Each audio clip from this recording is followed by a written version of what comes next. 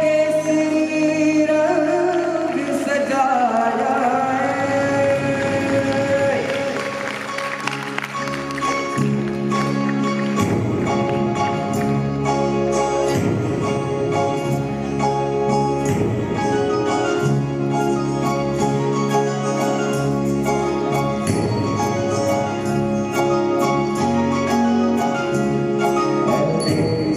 अफसोस नहीं जो तेरे लिए सौ दर्द सही महफूज रहे तेरी आन सदा चांद मेरी। अब तुम महिलाएं क्या करोगी? हम क्या कर सकते हैं? कुछ भी तो नहीं। क्यों नहीं कर सकती? तुम भी पुरुषों की तरह अधिकारों के लिए लड़ सकती हो। अपनी इज्जत के लिए जेल भी जाना पड़े तो तैयार रहना चाहिए। महिलाएं कैसे जेल जा सकती है? क्यों नहीं जा सकती? जब पुरुष जा सकते हैं तो महिलाएं क्यों नहीं? राम के साथ सीता भी बन गई, तारामती हरिश्चंद्र के साथ थी और दमयंती नल थी। इन सभी स्त्रियों ने असंख्य मुश्किलें झेली। आप मुझे जेल भेजना चाहते हो? अब यही बाकी है। जेल का खाना मेरे लिए ठीक होगा? वे मुझे फल खाने की अनुमति देंगे?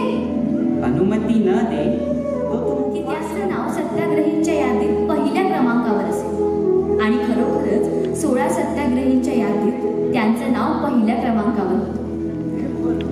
राष्ट्रपिता महात्मा गांधी यांनी स्वातंत्र्य मिळविण्यासाठी अहिंसेचा महालढा लढला। देशभरातून कोट्यावधी लोक यात सहभागी झाले। महात्मा गांधींच्या विचारांनी प्रेरित झालेली प्रत्येक व्यक्ती सत्याग्रहांमध्ये आंदोलनांमध्ये सहभागी होऊ लागली। त्यात महात्मा गांधी यांच्या पत्नी कस्तुरबा गांधी म्हणजेच बा देखील त्यांच्या सोबत होती।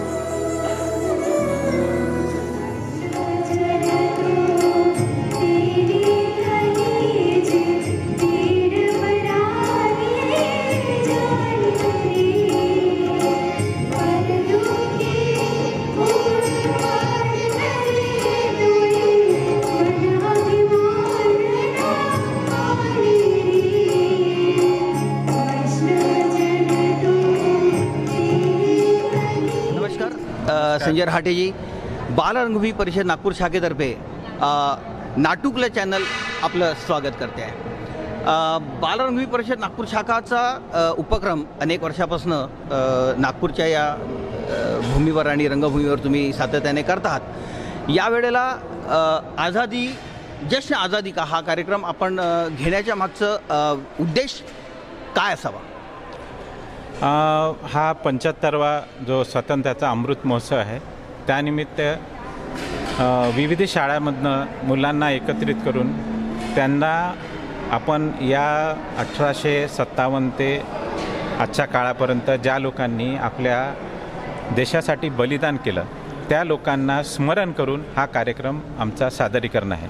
आणि याचा मागचा हा उद्देश आहे की जे लहान मुलं आहेत त्यांनासुद्धा आपली भारतामध्ये काय हिस्ट्री होती, किती लोक महापुरुष होते, त्यांनी आपल्या राष्ट्राला काय केलं, हा जो संवाद आहे त्यांच्याशी साधायचा आहे। हा प्रत्यक्षपणे संवाद न साधता नृत्य, नाटक आणि संगीत या माध्यमातून त्यांच्याशी जर हा आपण साधला तर त्यांच्या मनावर याचं प्रतिबिंब हे जास्त पडू शकते, असा आमचा विचार होता। म्हणून हा जश्न आझादी का म्हणून जो कार्यक्रम आहे तो आम्ही इथे आयोजित केलेला आहे। जश्न आझादी का या कार्यक्रमाला आयोजन जे तुम्ही केलेलं आहे त्यासाठी एकूण या सगळ्या घडामोडीमध्ये अनेक लोकांचं तुम्हाला सहकार्य लाभलं असेलच, या संदर्भात शंकाच नाही। पण या कार्यक्रमाला मूळ रूप आणण्यासाठी संस्थेने याची पायभरणी कधी केली? गेल्या 3 महिन्यापासून आम्ही या प्रोजेक्टवर काम करत होतो आणि काम करत असताना विविध अडचणी असतात। स्क्रिप्ट तयार करणे, त्याच्यानंतर मुलांचं सिलेक्शन करणे, त्याला म्युझिक देणे, त्याचे ट्रॅक्स बनवणे, अशा वेगवेगळ्या पद्धतीचं जे काम केलं ते मागील 3 महिन्यापासून आम्ही करत होतो आणि त्याचं मूर्त स्वरूप आज आम्ही 15 ऑगस्टच्या अगोदर करायचं असं आमचं ठरलं होतं। त्या पद्धतीने आम्ही हे काम करत होतो। फार सुंदर उपक्रम बालरंगभूमी परिषद अनेक वर्षापासून करते आहे आणि आज भारत देशाच्या अमृत महोत्सवाच्या निमित्ताने आज आपण हा जो कार्यक्रम इथे घडवून आणलेला आहे भट सभागृहात, याबद्दल नाटुकला चॅनलतर्फे मी आपले अभिनंदन करतो. आणि एक शेवटचा प्रश्न आपणास विचारू इच्छितो की बालरंगभूमी परिषद असं सातत्याने कार्यक्रम करत असताना पुढचं पाऊल बालरंगभूमीचं काय असणार आहे? आम्ही आता मॅक्झिमम सांस्कृतिक क्षेत्रामध्ये काम करतो. आमचा असा विचार आहे की मुलांनासुद्धा बहुभाषीय असलं पाहिजे. आपल्या भारतामध्ये बऱ्याच भाषा आहेत, त्या प्रत्येक भाषा कोणत्या आहेत, काय आहेत, याचंसुद्धा त्यांना स्मरण व्हावं किंवा त्यांना लक्षात असावं. या दृष्टिकोनातून पुढचा प्रयत्न आमचा असं असेल की बहुभाषीय बालकांची नाट्यस्पर्धा असायला पाहिजे. तर या दृष्टिकोनातून आम्ही जे विविध असोसिएशन असतात, संस्था असतात भाषेच्या संदर्भात काम करणाऱ्या, त्या संस्थेशी आम्ही संपर्क करून बहुभाषीय एक नाट्यस्पर्धा घेण्याचा आमचा विचार आहे. त्या दृष्टिकोनातून आम्ही एक प्रयत्न करणार आहे. दुसरी गोष्ट असं असते की मुलांना संभाषण कौशल्य अतिशय आवश्यक असतं. भविष्यामध्ये संभाषण जर चांगलं असेल, त्यांचे वाचा सुंदर असेल, तर अशासुद्धा काही जे लोक आपल्या नागपूरमध्ये आहे की जे चांगले ट्रेन आहे, ज्यांची भाषेवर प्रभुत्व आहे, संचालनावर प्रभुत्व आहे, सूत्रसंचालनात प्रभुत्व आहे, अशा लोकांचासुद्धा एक काही मुलांना आम्ही ट्रेनिंग देण्याचा प्रयत्न करणार आहे. म्हणजे एकूणच बालरंगभूमी परिषद नागपूर शाखा ही बालकांसाठीच काम करते आहे आणि बालकांसाठीच निर्माण केली गेलेली ही संस्था आहे. त्यामुळे बालकांच्या उत्थानासाठी बालरंगभूमी परिषद सातत्याने कार्यरत असते. आपण आमच्या नाटुकला चॅनलसाठी या ठिकाणी उपस्थित झाला त्याबद्दल नाटुकला चॅनलतर्फे मी आपले आभार व्यक्त करतो. धन्यवाद. धन्यवाद. तुम्ही भगतसिंग, राजगुरू आणि सुखदेवला फाशी द्याल, पण हजारो भगतसिंग जन्माला येतील. आता ही संधी आहे पर्यंत आमचा देश सोडून निघून जा. क्यों सुखी? डर लग रहा है क्या? डर तो गोरी चमड़ी वालों को लगने वाला है दोस्त. अरे वेळे आहेत हे गोरी, त्यांना वाटतं आपल्याला मारून भीती निर्माण करता येईल. मूर्ख लेखाचे.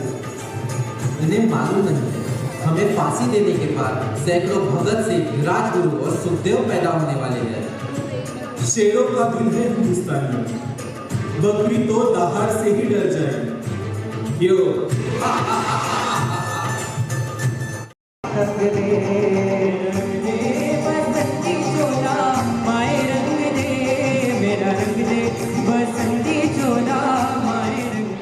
आपके लिए आज हम रूबरू करा रहे हैं बालरंगभूमि परिषद नागपुर शाखा, जो कि केवल महाराष्ट्र ही नहीं तो जागतिक स्तर पर भी जा पहुंची है.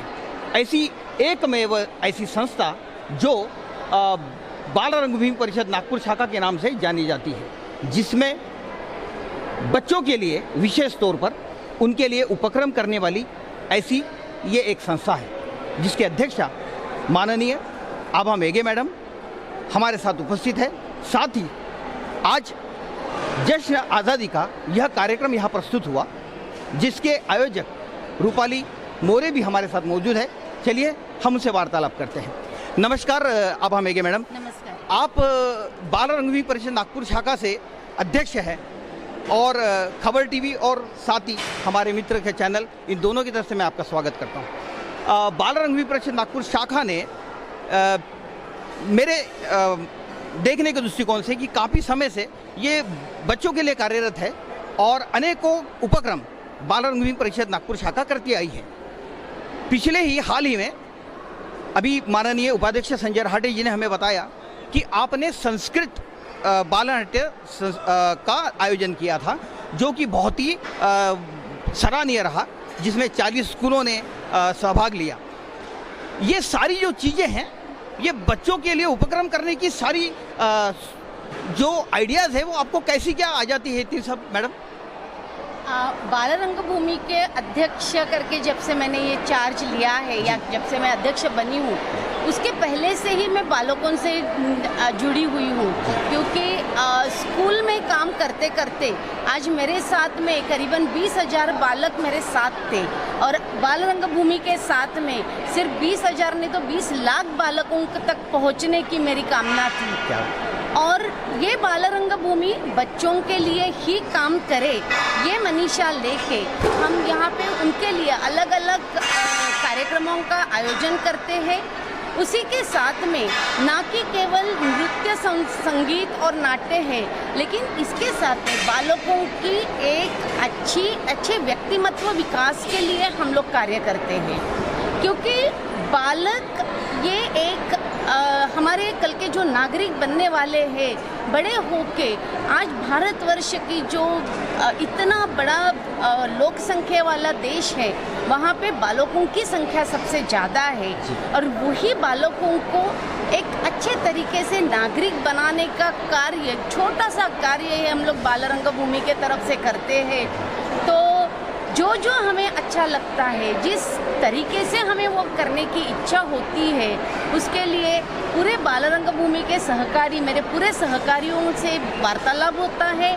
उसी के साथ में काफ़ी स्कूलें हमसे जुड़ी हुई है, तो वो स्कूलों से वार्तालाप होते रहता है और उसके साथ में एक नई कल्पना हमें सूझती है और हम लोग वो प्रस्तुत करने की कोशिश करते हैं।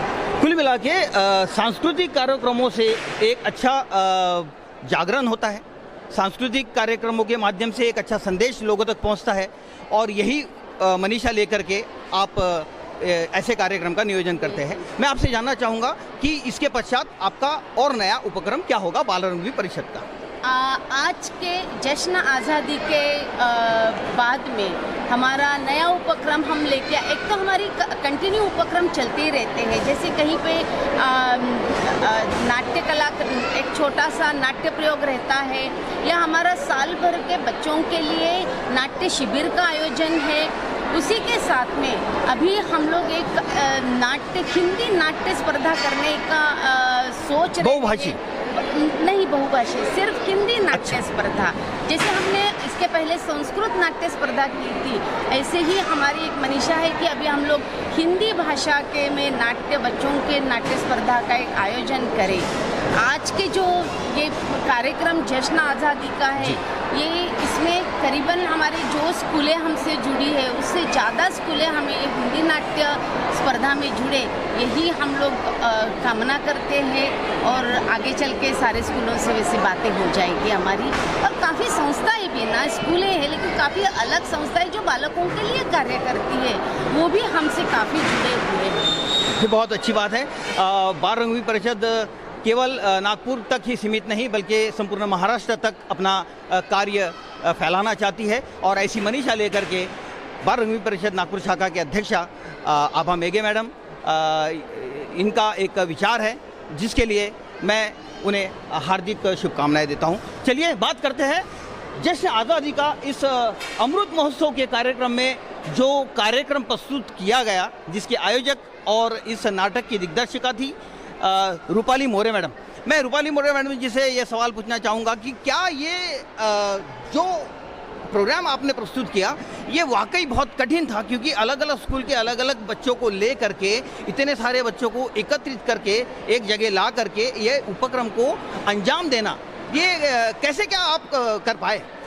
सबसे पहली बात कि बाल रंगभूमि परिषद के लिए मुश्किल ऐसा अभी कुछ भी नहीं रहा है। क्या बात? आभा मैम के निर्देशन में हम लोगों के लिए कोई भी चीज़ अभी कठिन नहीं होती है। हाँ, मुश्किल पड़ाव आते रहते हैं लेकिन उस चीज़ को पीछे करके हम लोग आगे बढ़ते हैं।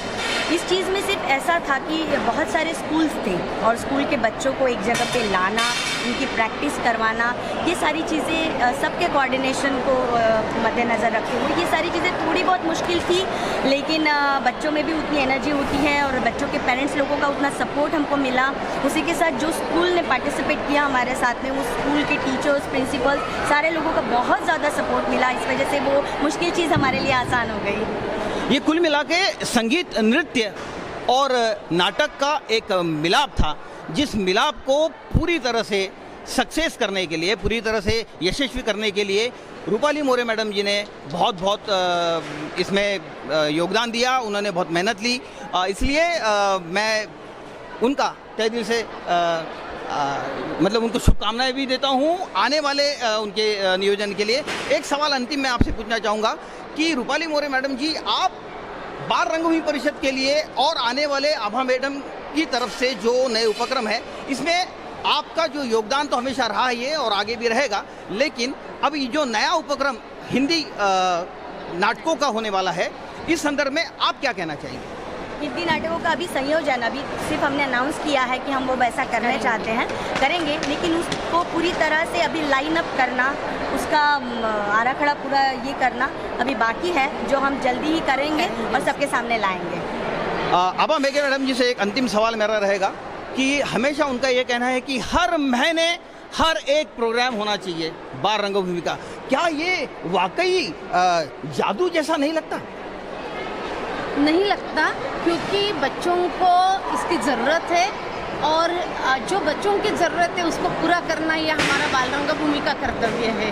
क्या बात है, बहुत बहुत बहुत खुशी हुई आप दोनों से मिलके कि बाल रंगभूमि परिषद नागपुर शाखा इतने ताकत से, इतने शिद्दत से आगे बढ़ती हुई हर महीने मेरे ख्याल से इस महीने का तो शायद ये 2 उपक्रम हैं और हर महीने उपक्रम करते चली आ रही है और आगे ही फ्यूचर में ऐसे ही उपक्रम करते रहेंगी। ऐसी मैं उन्हें इस मौके पर अमृत महोत्सव के मौके पर, आज़ादी के अमृत महोत्सव पर मैं दोनों को हार्दिक शुभकामनाएं देता हूं और आपने हमें सहकार्य किया, हमारे चैनल को सहकार्य किया, उसके लिए मैं आपके आभार व्यक्त करता हूं। धन्यवाद।